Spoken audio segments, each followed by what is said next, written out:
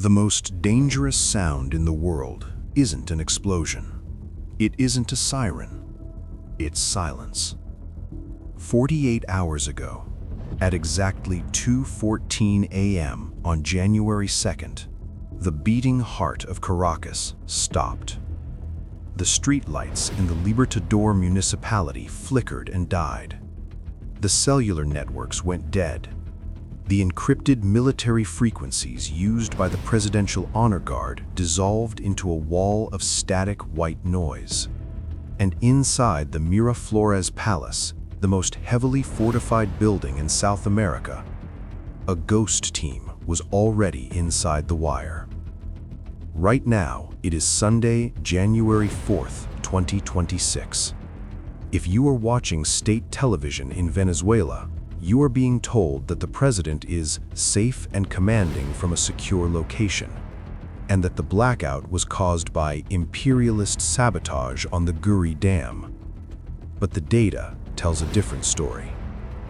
We are looking at leaked air traffic control logs, energy grid diagnostics from net blocks, and intercepted radio chatter that paint a picture of the most audacious intelligence operation of the 21st century. They call it Operation Absolute Resolve. How do you breach a fortress protected by Russian S-300 missiles, thousands of Cuban-trained counterintelligence agents, and a loyalist army without starting World War III?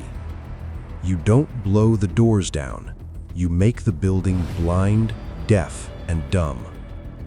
To understand how a team of operators vanished with a head of state in under 14 minutes, we have to look at the invisible war that started long before the first helicopter lifted off. This is a reconstruction of the last 48 hours, based on the digital breadcrumbs left behind in the dark.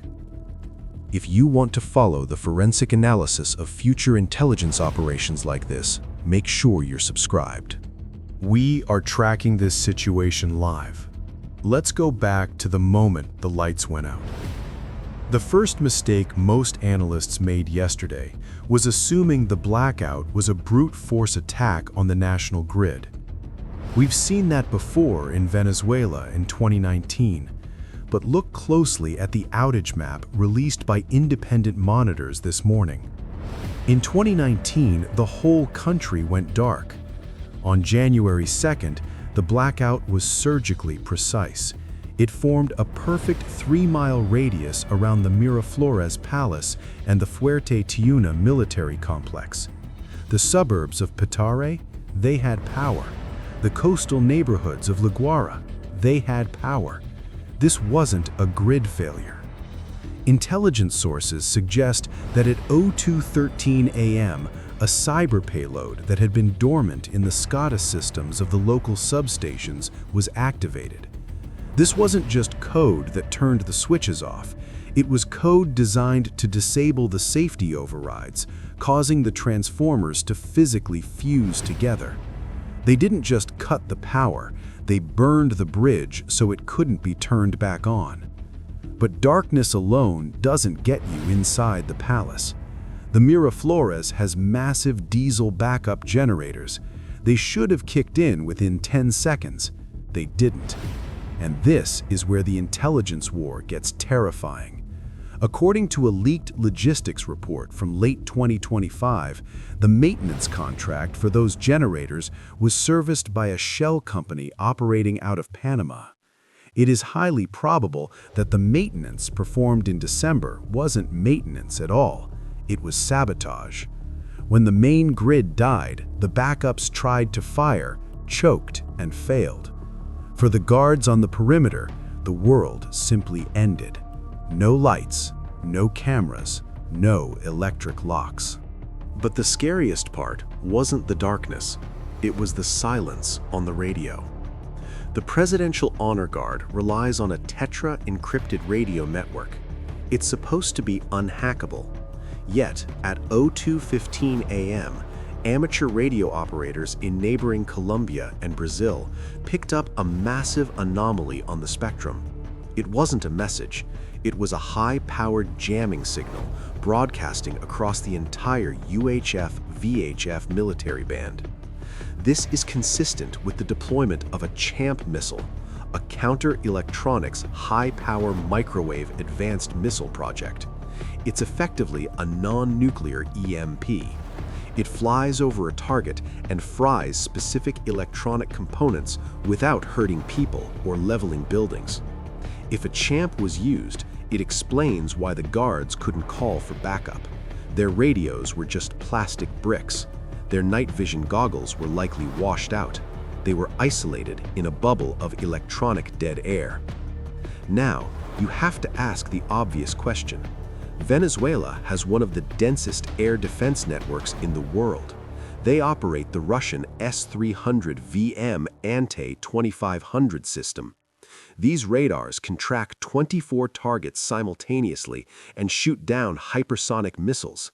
How did a slow-moving extraction team fly right through them? This is the clean sky paradox. We reviewed the radar logs that were leaked on the dark web 4 hours ago. They show nothing. According to the Venezuelan air defense screens at 02 a.m., the sky over Caracas was empty. There are only 2 ways this happens. The first is bribery. You pay the radar operator to look the other way. But the S-300 is a networked system.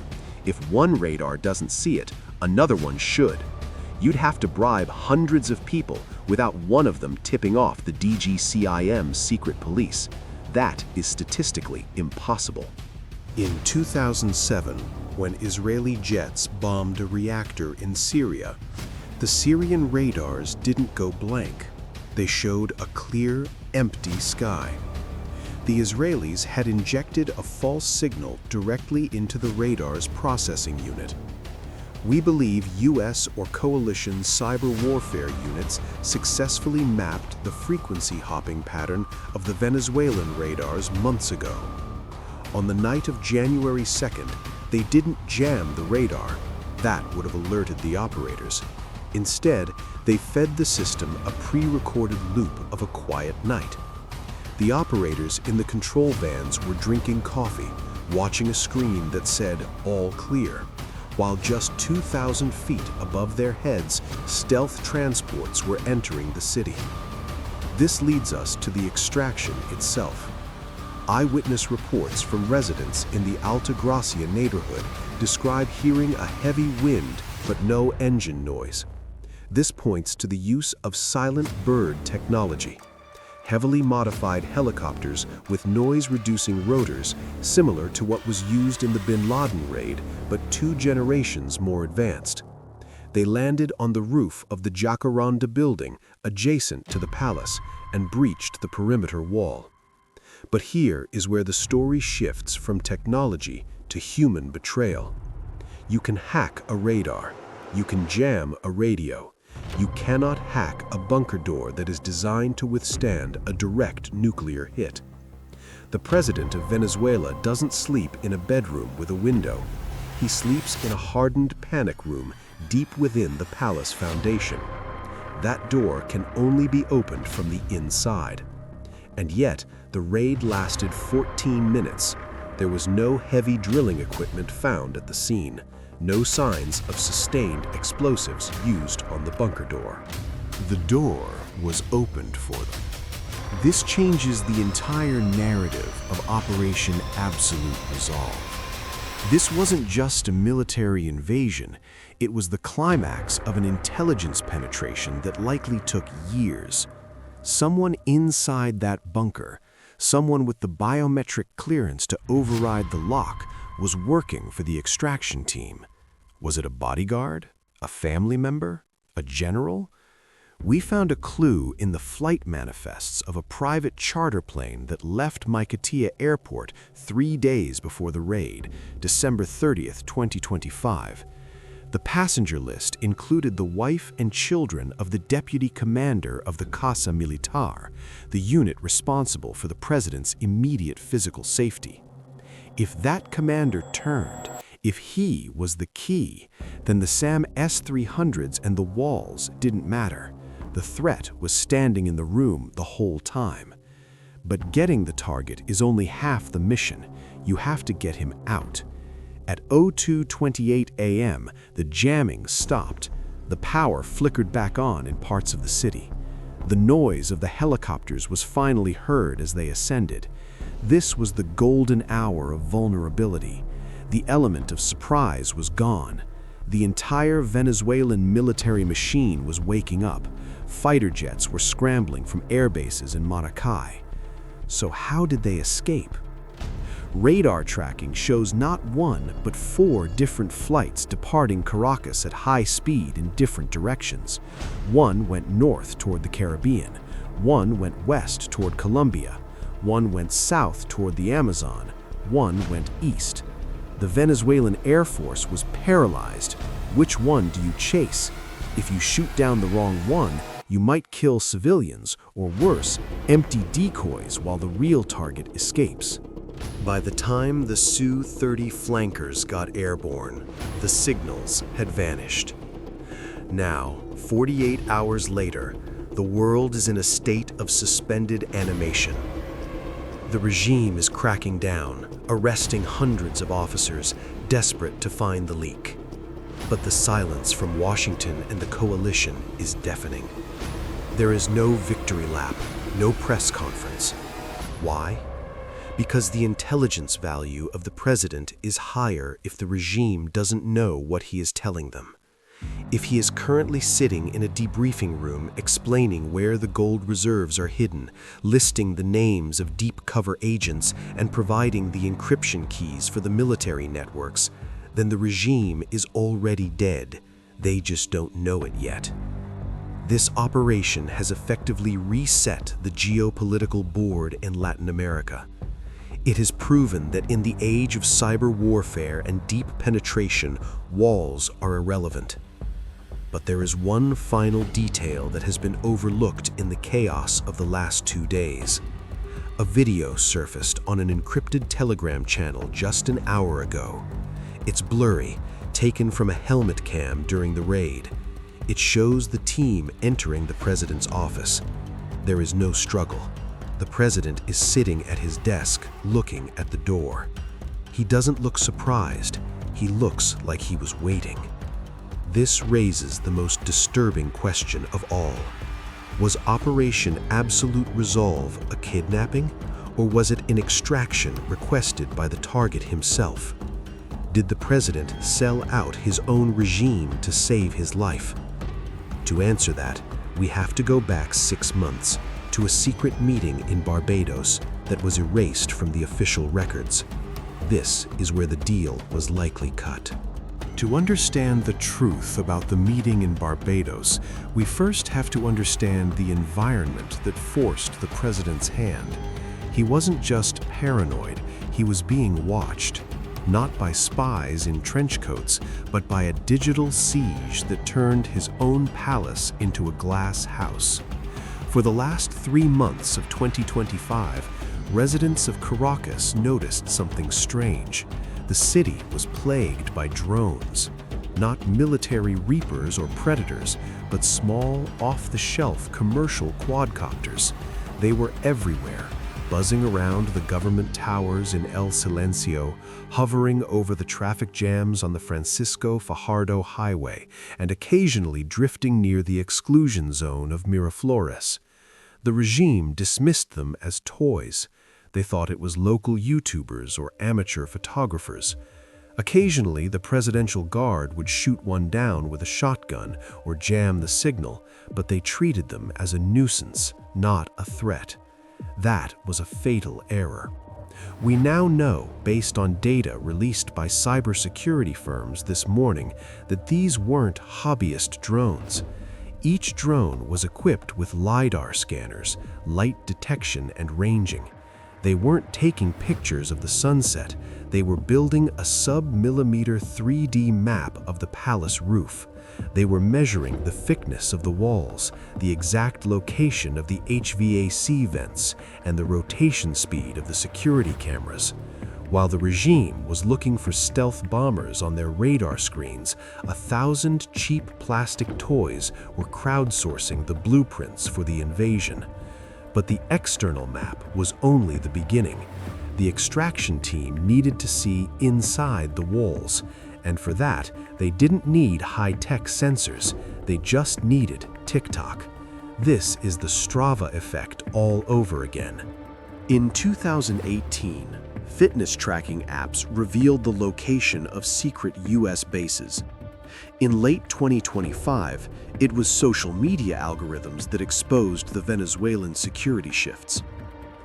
We have analyzed over 5,000 social media posts from geo-tagged locations inside Fuerte Tiuna, the main military base in Caracas, from October to December 2025. Young soldiers bored on guard duty, posting stories on Instagram. Officers sharing photos of their new uniforms on WhatsApp statuses. Individually, these photos are harmless, but when you feed 5,000 of them into an AI image recognition model, a pattern emerges. The AI spotted the background details: a shift roster pinned to a wall in a selfie, a reflection of a security monitor in a pair of sunglasses, the specific time of day when the shadow of the flagpole hit the guard booth, revealing exactly when the shift change happened. By December 15, 2025, the intelligence planners didn't just know the layout of the palace, they knew the names of the guards at Gate 4. They knew that Sergeant Martinez was having marital problems and was constantly checking his phone. They knew that the camera covering the East Wing corridor had a 3-second lag when it switched to night mode. They weaponized the boredom of the Venezuelan army against itself. However, knowing the target is one thing, blinding it is another. We need to circle back to the generators. I mentioned earlier that the backup power failed during the blackout. That wasn't an accident, and it wasn't just bad maintenance. In November 2025, the Miraflores Palace ordered replacement fuel injectors for their massive Caterpillar diesel generators. The order was placed through a front company to avoid sanctions, routed through Turkey, then Panama, then Venezuela. Intelligence sources indicate that the shipment was intercepted in Panama. The crates weren't stopped, they were opened. Operatives replaced the high-grade injectors with flaws that were undetectable to the naked eye. These parts were designed to work perfectly for routine tests, which usually last 15 minutes, but to seize up if run at full load for more than an hour. The regime installed the Trojan horse parts themselves. They signed off on the maintenance logs.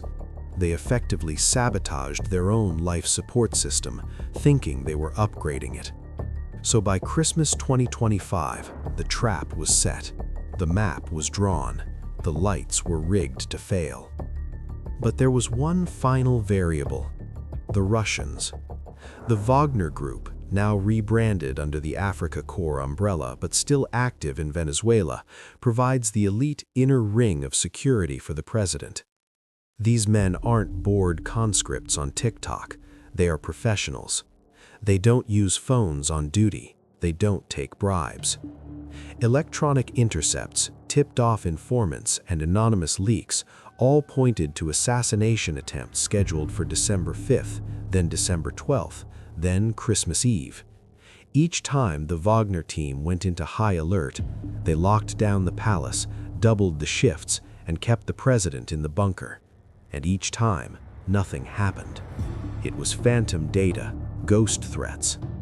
By January 1st, 2026, the day before the raid, the go-no-go window, something shifted in the atmosphere of Caracas that day.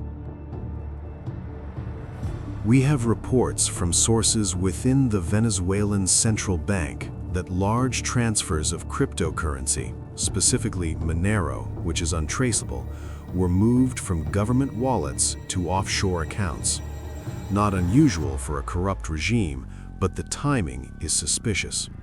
Simultaneously, a private Gulfstream G650 filed a flight plan from Mykotia to Istanbul. But looking at the baggage weight declared on the tarmac logs, the plane was carrying 800 kilograms of cargo, far too heavy for documents. Was this the payout? Or was it the family of the insider we discussed earlier?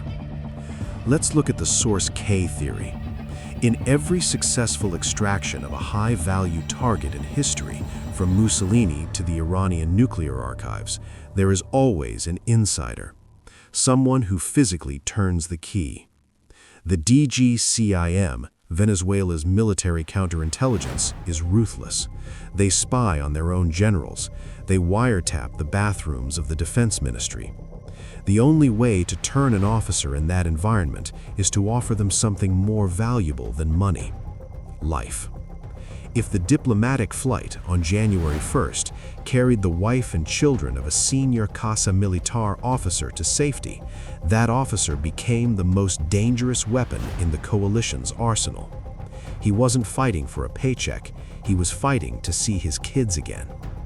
On the afternoon of January 1st, the president canceled his New Year's appearance at the Pantheon. Official reason? A flu. Real reason? Paranoia. He retreated to the bunker. This should have been a problem for the raid. The bunker is impregnable. But if the insider was already with him, if the protector was actually the jailer, then the president walked into his own cell and locked the door from the inside, trapping himself with the very man who would hand him over. This explains the acoustic anomaly we found in the audio spectrum recordings from that night. At 02:14 a.m., right as the power died, a specific song played on the internal radio frequency of the palace maintenance channel. It was a loop of a folk song, Alma Llanera. It seemed like a glitch. It's a signal that tells the asset, the birds are inbound, open the cage. Now we reconstruct the raid itself, the kinetic phase. We are entering the fog of war. But by triangulating witness videos, debris analysis, and the few seconds of unencrypted police scanner audio that leaked before the jamming hit, we can piece together the sequence of events. 02:14 a.m., the blackout. The city dies. The Champions League match playing on TVs in the slums cuts to black. The air conditioners stop humming. 02:15 a.m., the arrival. They didn't come from the coast as expected. They came from the mountains. The topography of Caracas is a valley separated from the sea by the massive Avila mountain range. Radar operators usually watch the sea. The extraction team hugged the southern slopes of the Avila, flying nap of the earth, literally skimming the treetops to hide in the radar shadow of the mountain itself. They were flying Ghost Hawks, modified Sikorsky helicopters with stealth faceting and tail rotors designed to muffle the chop-chop sound into a low, continuous hum that blends with wind noise. 02:16 a.m., the perimeter breach.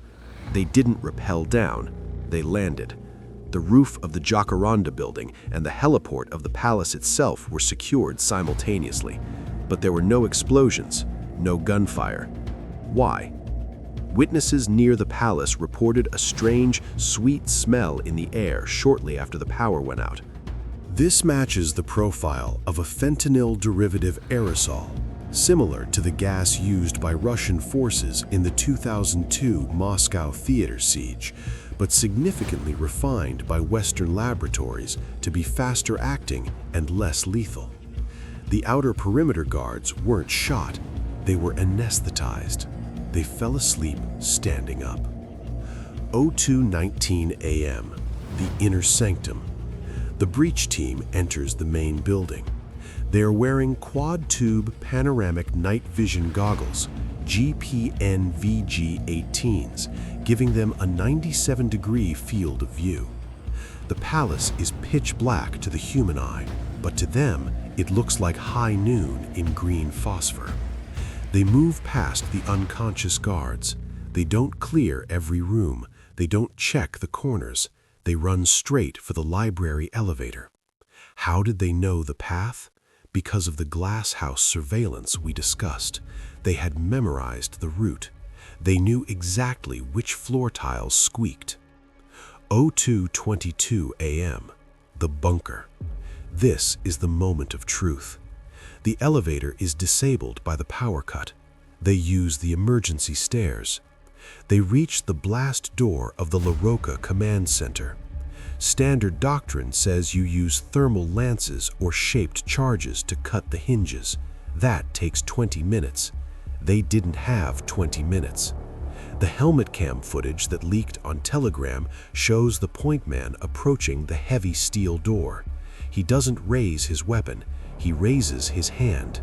He taps the door 3 times. The heavy locking mechanism cycles. Clank, clank, hiss. The door swings open. Standing there is a man in a Venezuelan military uniform, the insider. Behind him, the president is sitting in a leather chair, looking dazed, perhaps drugged, or perhaps resigned to his fate. There is no shouting. 02:26 a.m. The extraction. The package is secured. They move back up the stairs. This is the most dangerous part. The gas is dissipating. The backup systems are trying to reboot.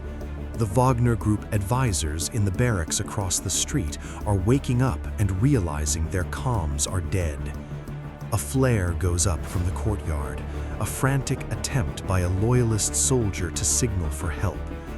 A sniper on the roof of the Jacaranda building takes a single shot. The flare is extinguished before it reaches its apex. 02:28 a.m. Wheels up. The helicopters lift off. The jamming signal cuts out instantly. The sudden silence of the jammer is louder than the noise. The radios scream back to life. Contact! They have him! But it's too late. The ghosts are gone. They fade back into the radar shadow of the Avila Mountain, disappearing into the noise of the waking city. Today, Sunday, January 4th, the Miraflores Palace is a crime scene. But the real crime scene is the reputation of the Venezuelan state. The myth of invincibility is broken. For 20 years, the regime built its legitimacy on the idea that it was a fortress against imperialism. They spent billions on Russian radars, Chinese surveillance tech, and Cuban advisors. They built a wall of steel around their leader, and it took 14 minutes to dismantle it. This sends a shockwave through every authoritarian capital in the world. In Moscow, in Tehran, in Pyongyang, security chiefs are looking at their own bunkers today and wondering, is my generator guy working for the CIA? Is my bodyguard looking for a flight to Miami? But we have to look at the immediate aftermath. The Pentagon is referring all inquiries to the Department of Justice. This legalistic silence is a strategy. If they treat this as a military raid, it's an act of war. If they treat it as an arrest pursuant to the 2020 drug trafficking indictments, it's a law enforcement operation. It's a semantic game, but a crucial one. Meanwhile, in Caracas, the power struggle has begun. The vice president is on TV, sweating, trying to project strength. But look at his eyes. He knows the insider is gone. He knows the president is gone. He doesn't know who else is compromised. Paranoia is a weapon. The coalition doesn't need to fire another shot. The regime will tear itself apart looking for the other traitors. And what about the president? Where is he? Flight tracking enthusiasts believe they have spotted a U.S. Air Force C-37B, a militarized Gulfstream, landing at Homestead Air Reserve Base in Florida at 06 a.m. on January 2nd. If that's true, he is currently on U.S. soil. If the president was truly kidnapped against his will, why hasn't he appeared in a hostage video? Why hasn't the regime released footage of a firefight inside the bunker? The silence from the victim is the loudest evidence of all. Consider the possibility that this wasn't an extraction of a prisoner, but the extraction of a witness a witness who knows where the money is, a witness who knows how the sanctions-busting oil network operates, a witness who can dismantle the entire structure of the Bolivarian Revolution from a witness stand in New York. If that is the case, Operation Absolute Resolve wasn't the end of the war, it was the beginning of the end. In the next segment, we are going to dive deep into the technology of the CHAMP missile and the cyber weapons used to blind the grid. We will speak with a former electronic warfare officer to understand exactly how you hide a helicopter from a Russian radar. And we will look at the one piece of evidence that contradicts everything I just told you.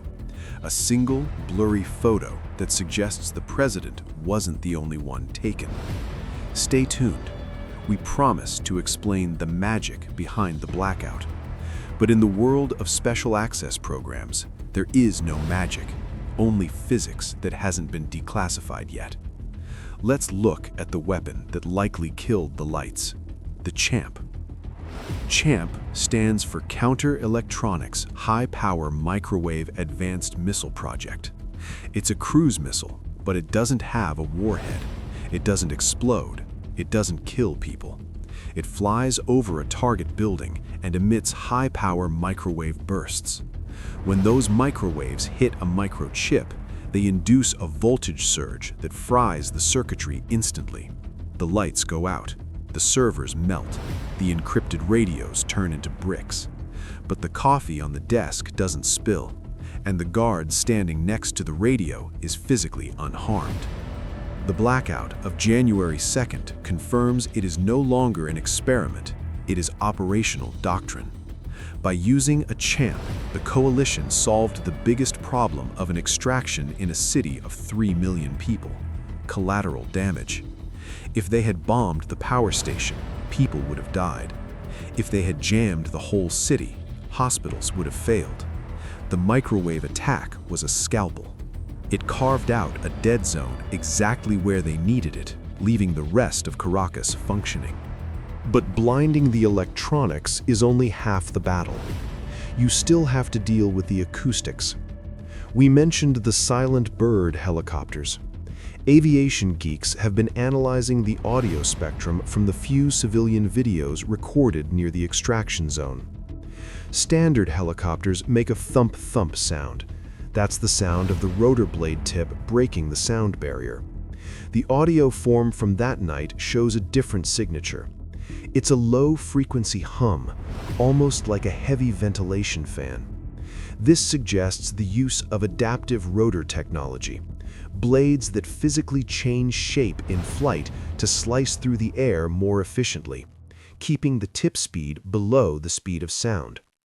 Combined with the urban noise of a city, even a blacked-out one, these helicopters would be effectively inaudible until they were directly overhead. And then there is the S-300 problem. The Russian S-300 VM is a beast. It uses a giant gladiator radar that is notoriously hard to jam because it hops between frequencies thousands of times a second. So, how did they beat it? They didn't fight the radar. They infected the network that talks to the radar. This brings us back to the zero-day implant. Intelligence analysts believe that the S-300 batteries defending Caracas were air-gapped, meaning they weren't connected to the internet. That's standard security. If US Cyber Command infiltrated the command network months ago, perhaps through a phishing email sent to a low-level clerk in the Defense Ministry, they could have planted a sleeper virus. This virus does one thing. It waits for a specific time code. At 02 a.m. on January 2nd, the virus didn't shut the radars down, it simply severed the link between the detection unit and the display screen. The radar was seeing the helicopters. The missile tubes were ready. It was a digital lobotomy, but technology is just the delivery system. The payload is what matters. We established that the president was taken, but remember that blurry photo from the helmet cam? The one leaked on Telegram? If you enhance the background, behind the president, there is another figure being escorted out. He is carrying a silver briefcase. He isn't handcuffed. Who is he? Facial recognition is inconclusive due to the graininess, but body gait analysis matches a man named Colonel Vivas. You've probably never heard of him. He isn't a politician. He isn't a general. He is the head of cryptography for the Venezuelan central bank. If Colonel Vivas is on that plane, the implications are catastrophic for the regime's allies. He knows the account numbers of the secret slush funds in Turkey and Dubai. He knows the names of the shell companies used by Iran to move gold. He knows the crypto wallet passphrases used by the Russian oligarchs to bypass sanctions. This explains the Russian silence. For the last 48 hours, Moscow has been unusually quiet. No threats of nuclear retaliation, no movement of their naval assets in the Caribbean. Why? Because they are terrified of what Colonel Vivas is singing about right now in a soundproof room in Florida. If the U.S. Treasury has that briefcase, they can freeze billions of dollars of illicit assets overnight. The silence from the Kremlin isn't indifference, it's damage control. They are scrambling to move money before the codes are cracked. So, where does this leave us? Sunday, January 4th, 2026, will go down in history as the day we realized the rules of war had changed. Operation Absolute Resolve proved that you don't need to invade a country to topple a government. You don't need tanks in the streets. You need three things: cyber dominance to turn off the lights and blind the enemy, precise intelligence to know exactly which door to knock on, an insider, because ultimately every fortress is built by people, and people can be broken. The body is walking, but the head is gone. The paranoia eating away at the remaining leadership will likely cause a collapse from within in the coming weeks. The coalition doesn't need to intervene anymore. They just need to wait. As for the president, he is likely looking at a very comfortable witness protection arrangement in exchange for the secrets that will dismantle his own legacy. The lesson for every dictator watching the news tonight is simple. The walls of your palace might stop a tank, but they can't stop a signal, and they can't stop the man standing next to you from opening the door. If you want to dive deeper into the technical specs of the Champ missile or see the full flight path analysis of the extraction team, I've linked the declassified white papers and the NetBlocks data in the description below. There is one final loose end. If the operation was this perfect, this surgical, why did the video leak? The helmet cam footage wasn't released by the Pentagon. It was released on a Russian Telegram channel, then deleted. Who wanted us to see the president sitting calmly at his desk? Was it a warning from the US to other adversaries? Or was it a leak from a disgruntled faction within the intelligence community who wanted to burn the operation? We may never know the answer to that, but we do know one thing. The world is safer when the lights are on, but the most dangerous things happen when they go out. I'll be updating the pinned comment with any new statements from the State Department or the Venezuelan interim government as they happen. This is a developing story. The history books are being written this week. Don't forget to subscribe and hit the bell. You're going to want to see what happens next.